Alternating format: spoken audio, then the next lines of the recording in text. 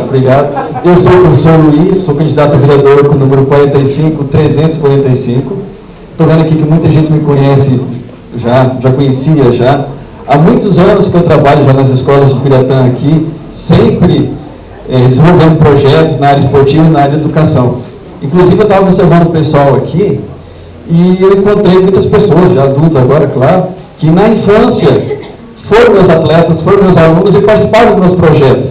Aí eu pensei, estou ficando velho já, o tempo está passando já.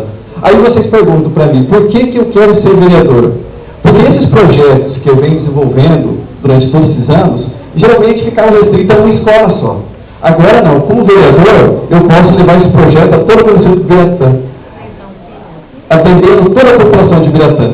Mas para isso, e tenho certeza que eu vou ter nesse projeto total apoio do Orlandinho e total apoio do Nilo. Mas para que isso seja possível, primeiramente vocês precisam votar no 45, votar no Orlandinho, votar no Nilo. E em segundo lugar, votar nesse professorzinho que está aqui na sua frente, tremendo um pouquinho, porque é a primeira vez que eu sou candidato, professor Luiz, número 45-345. Muito obrigado a todos.